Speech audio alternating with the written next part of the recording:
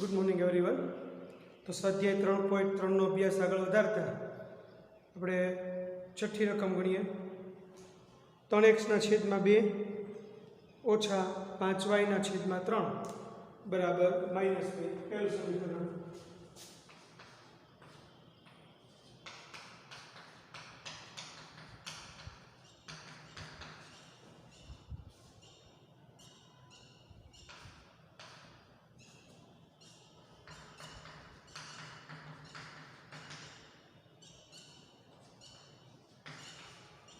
x/3 plus y/2 બરાબર 13/6 આ આપણું બીજું સમીકરણ છે।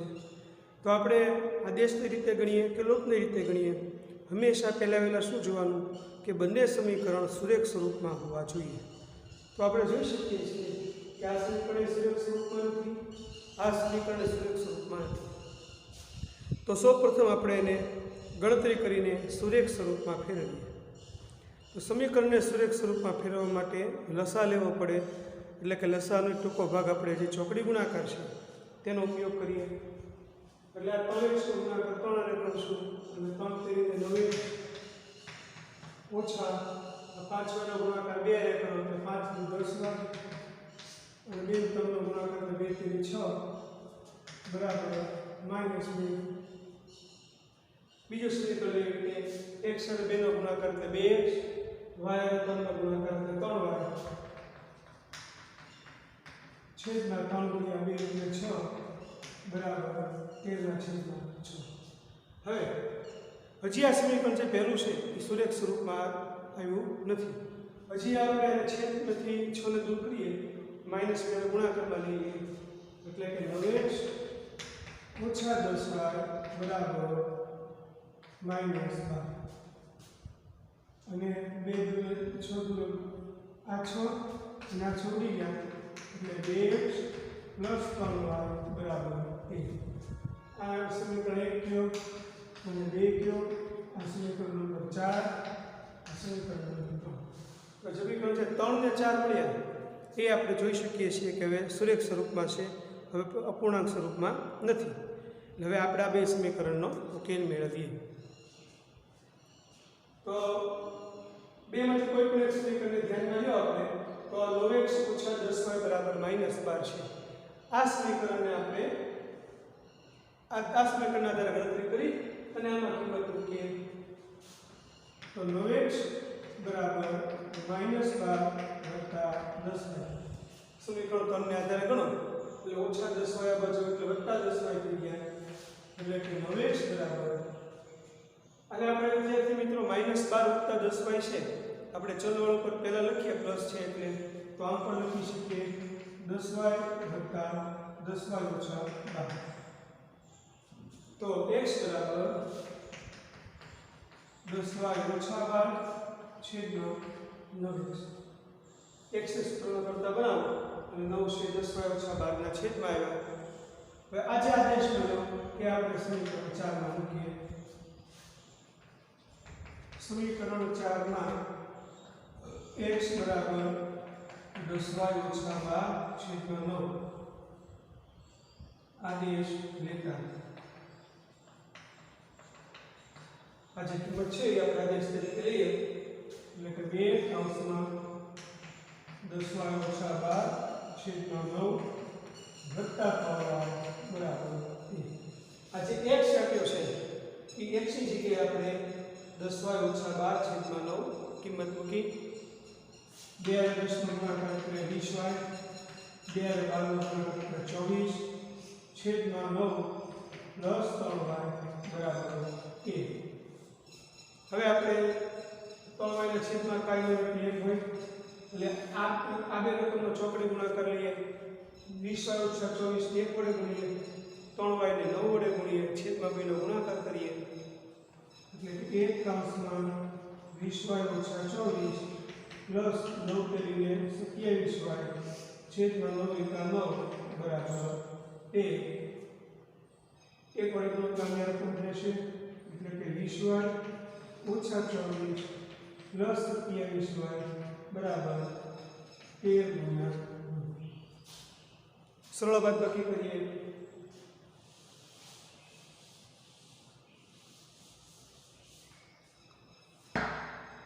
20y ને 27y નો સરવાળો એટલે 47y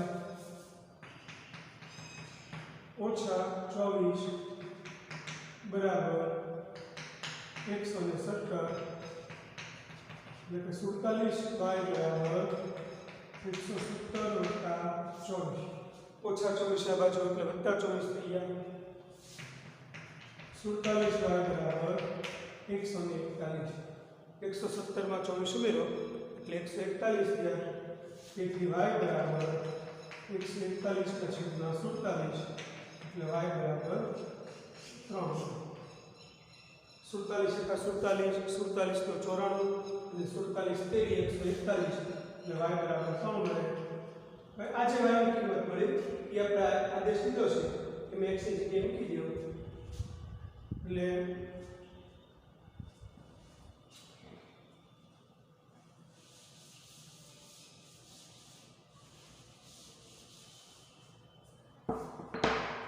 x बराबर 10y ओछा 12 छेदमा 9 માં y बराबर 3 लेता એટલે x बराबर 10 કૌંસમાં 3 ઓછા 12 છેદમાં 9 10 ગુણ્યા 3 એટલે 30 ઓછા 12 છેદમાં 9 10 નો 3 નો ગુણાકાર 30 30 માંથી 12 કરો એટલે 18 મળશે તેથી x બરાબર 18 નો છેદમાં 9 9 18 તેથી x બરાબર 2 આમ આપણને દ્વિચલ સુરેખ સમીકરણ યુગ્મનો ઉકેલ મળ્યો x બરાબર 2 મળ્યા અને y બરાબર 3 મળ્યા। આ રીતે આપણે દાખલો પૂરો કર્યો। હવે આપણે બીજી રકમ લઈએ।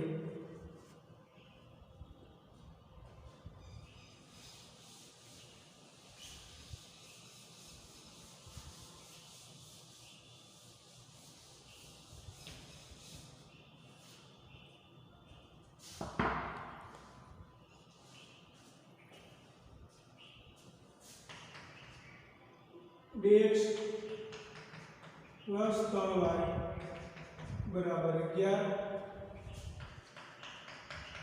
bx ओछा 4y बराबर ओछा 24 bx प्लस 3y बराबर 11 અને bx ઓછા 4y બરાબર 24 આપણે આ સમીકરણમાં દાખલા તરીકે આ સમીકરણના દરે ગણતરી કરો એટલે બને ત્યાં સુધી જે માઈનસ વાળો ચલ હોય એને ફેરવો એટલે y વાળો શબ્દ ફેરવી એટલે bx બરાબર થશે ઓછા 24 વત્તા 4 ના નામ પર લખી શકીએ bx બરાબર 4y ઓછા 24 હવે જો વિદ્યાર્થી મિત્રો અહીંયા bx ની કિંમત જ આપણે મૂકવાની છે અહીં મેળવે છે bx તો કદાચ તમે 2 ને છેદમાં ન લ્યો અને સીધી bx ની આ કિંમત આ સમીકરણ 1 માં મૂકી દો તો ચાલે અને આપણે લખશું કે સમીકરણ 1 માં bx બરાબર 4y ઓછા 24 x બરાબર નહીં લખવાનું bx ની કિંમત મૂકીએ છીએ એટલે શું લખશું સમીકરણ 1 માં bx બરાબર 4y માઈનસ 24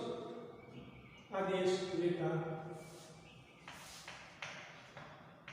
समीकरण 1 में bx बराबर 4y ओछा 24 आदेश लेता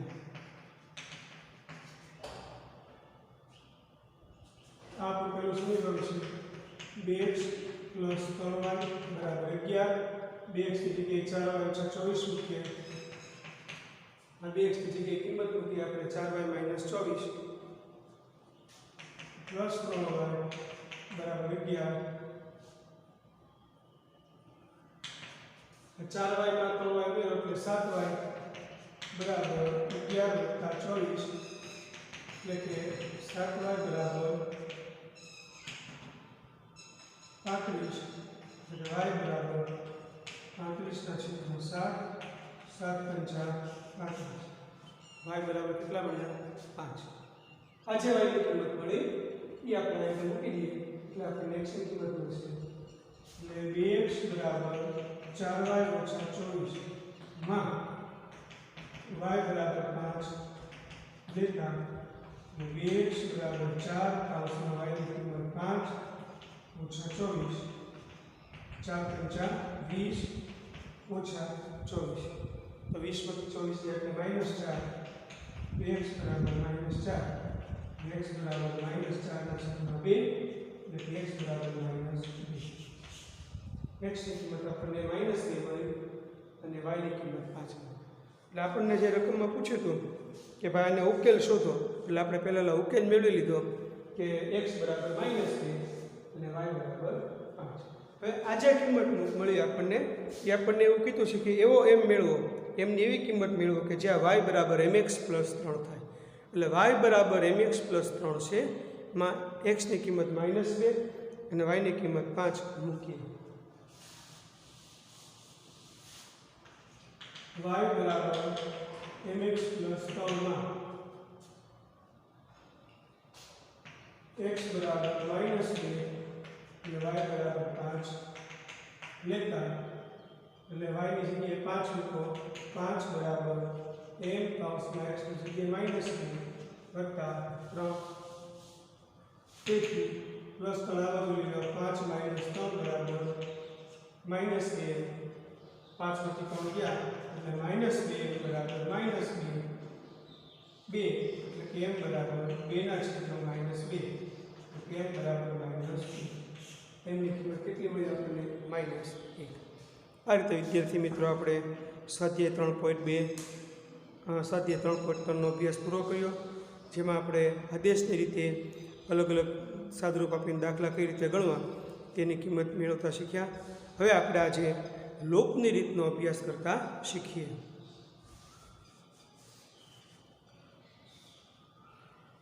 તો આપણે સાદી ભાષામાં કહીએ તો લોપ કરવો એટલે શું થાય તો કે લોપ કરવો એટલે કે દૂર કરવું અદૃશ્ય કરવું એવો લોપ કરવો એટલે અર્થ થાય તો આ લોપની રીતમાં આપણે શું કરશું તો કે આપણને જે બે સમીકરણ યુગમાં આપ્યા છે x ને y વાળા એમાંથી કોઈ પણ એક ચલને આપણે ઉડાડી દેવાનું ચલને કઈ રીતે ઉડાડવાનું તો કે એના સહગુણક સરખા કરીને એને ઉડાડવાનો અને બે પદ ઉડે ક્યારે ચલને સહગુણક સજાતીય પદ હોય સહગુણક સરખા હોય અને નિશાની જુદી જુદી હોય એક પ્લસ ને એક માઇનસ ત્યારે બે પદ ઉડે -5y ને +5y તો ઉડે +5x² ને -5x² હોય તો ઉડે પણ બે પદની નિશાની સરખી હોય તો ઉડે નહીં તો દાખલા તરીકે આપણે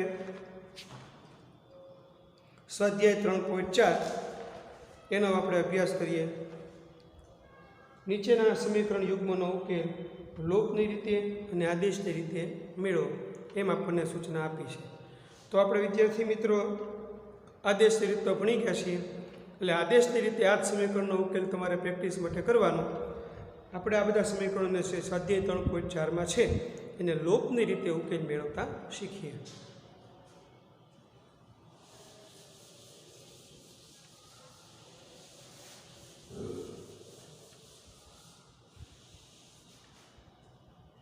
તો લોપની રીતે ઉકેલ મેળવીએ સ્વાધ્યાય 3.4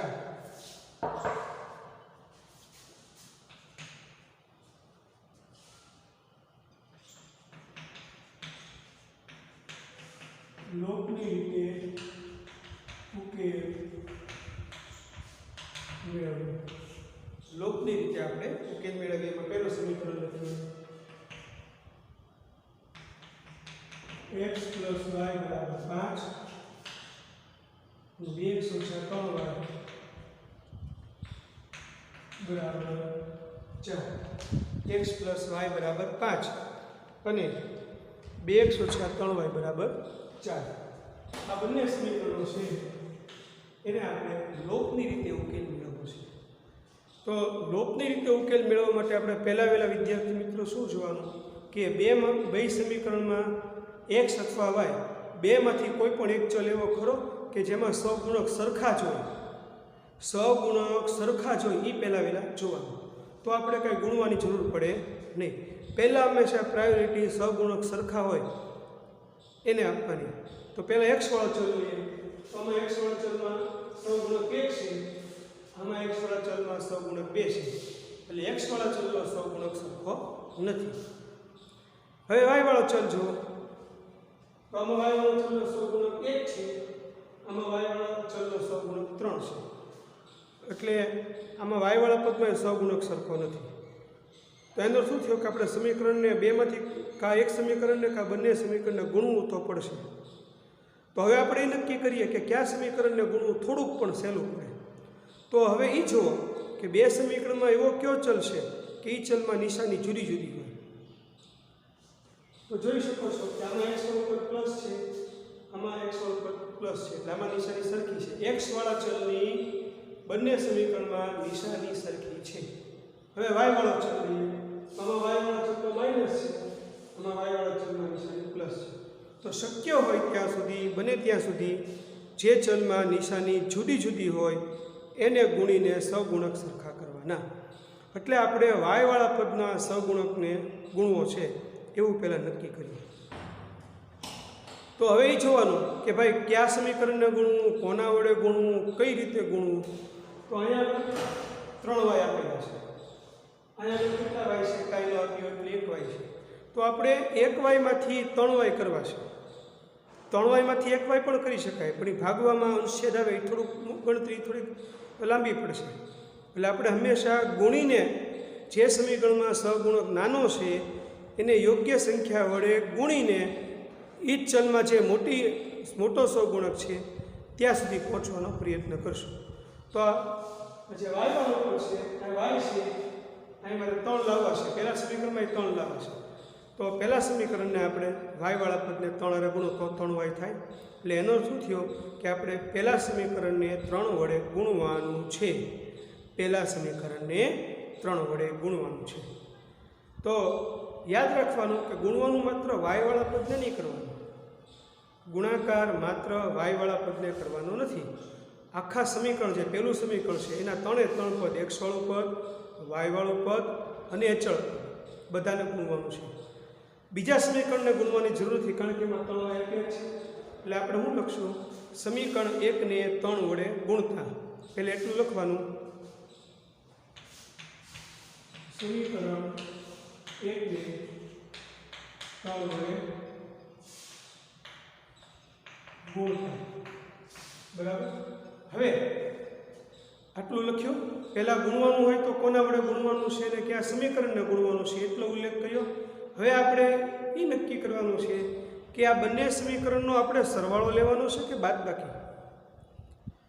સરવાળો ક્યારે લેવાનો? તો કે જો અત્યારે આ પ્લસ 3y છે અને આ માઇનસ 3y છે, નિશાની જુદી જુદી છે એટલે ઉડીએ કેમ છે જ તે, ઉડીએ કેમ હોય જ તે, તો તમારે સમીકરણનો સરવાળો લેવાનો થાય. ટૂંકમાં યાદ રાખવાનું, જે ચલનો સહગુણક આપણે સરખો કર્યો છે એ બે ચલની સમીકરણમાં નિશાની જુદી જુદી હોય તો સરવાળો લેવાનો અને સરખી નિશાની હોય તો બાદબાકી લેવાની. બંને ચલની નિશાની જુદી જુદી હોય ત્યારે સરવાળો લેવાનો અને નિશાની સરખી હોય ત્યારે બાદબાકી લેવાની. નોંધ કરી નાખવાની કે જુદી જુદી નિશાની હોય ત્યારે સમીકરણનો સરવાળો લેવાનો અને સરખી નિશાની હોય ત્યારે સમીકરણની બાદબાકી લેવાની. તો અત્યારે નિશાની જુદી જુદી છે એટલે આપણે લખશું ગુણકાર લખ્યો, પછી લખવાનું અને સમીકરણ 1 અને 2 નો સરવાળો લેતા. સમીકરણ 1 અને 2 નો સરવાળો લેતો. સમીકરણ 1 ને 3 વડે ગુણતા અને સમીકરણ 1 અને 2 નો સરવાળો લેતો. તો પહેલા સમીકરણને 3 વડે ગુણો એટલે x અને 3 ને ગુણો એટલે 3x, y અને 3 ને ગુણો એટલે 3y, 5 ને 3 વડે ગુણો એટલે 15. બીજા સમીકરણમાં કંઈ ફેરફાર કરવાનો નથી, એ સીધે લખી નાખવાનું. તમે 7મા 8મા ધોરણમાં આપણે બહુપદીના સરવાળા અને બાદબાકી ભણી ગયા. એમાં તમારે 2 રીત આવતી હતી, આડી રીત અને ઊભી રીત. આ એક પ્રકારની ઊભી રીત જ કહેવાય. ઉપર નીચે રકમ લખીને ગણતરી કરીએ, સરવાળો બાદબાકી કરીએ તો એ ઊભી રીત કહેવાય. બાજુમાં રકમ મૂકીને આમ સિંગલ લાઈનમાં લખીએ આપણે તો એને આડી રીત કહેવાય છે. એટલે આ બંને સમીકરણ લખ્યા. હવે જો વાયવાળા ચલનો લોપ થઈ શકે. લોપ થવા માટે 2 શરત હોવી જોઈએ. બંને સમીકરણના બંને પદ જે છે એ સજાતીય હોવા જોઈએ અને નિશાની સહગુણક સરખા અને નિશાની જુદી જુદી. સજાતીય પદ, સહગુણક સરખા અને નિશાની જુદી જુદી હોય તો આ બંને ઉડી શકે. અને સરવાળો લઈએ કોઈ પદમાં નિશાની બદલવાની જરૂર નથી. જ્યારે આપણે સરવાળો લઈએ ત્યારે બેમાંથી એક પણ સમીકરણમાં નિશાની બદલવાની જરૂર નથી. એટલે પ્લસ 3y અને માઇનસ 3 ઉડી ગયા. 3x આગળ કાંઈ નિશાની ન આપી એટલે વત્તા હોય, 2x વાળા પદ આગળ કાંઈ નિશાની ન આપી એટલે વત્તા હોય. બંને નિશાની સમાન છે તો સરવાળો કરવાનો. 3 ને 2 5x બરાબર 5 15 માં 4 એટલે 19 એટલે કે x બરાબર 19/5. આ આપણને x ની કિંમત મળી. આ જે કિંમત મળી એ આપણે સમીકરણ 1 માં અથવા સમીકરણ 2 માં મૂકી શકીએ એટલે આપણને y ની કિંમત મળશે. જે સમીકરણ આપણને દેખાવમાં જોતા હોય પ્રમાણમાં સહેલું અને નાનું લાગે એમાં કિંમત મૂકવાની કે જેથી આપણે ગણતરી સરળતાથી કરી શકીએ. તો x + y બરાબર 5 માં x બરાબર 19/5 લેતા 19/5 વત્તા y બરાબર 5/5 છેદમાં કાંઈ નહીં એટલે x છે. પહેલા આ બે રકમનો આપણે ચોકડી ગુણાકાર લઈએ એટલે 19 અને 1 નો ગુણાકાર 19 5 y નો ગુણાકાર 5y 5 બરાબર 5. 19 5 ગુણ્યા y એટલે 5y છેદમાં 5 બરાબર 5 એટલે કે 19 પ્લસ 5y 5 અને 5 નો ગુણાકાર એટલે 25. આપણે y વાળા પદને સૂત્રનો કરતા બનાવો છે તો વત્તા 19 ના બાજુ લઈને બાદ કરો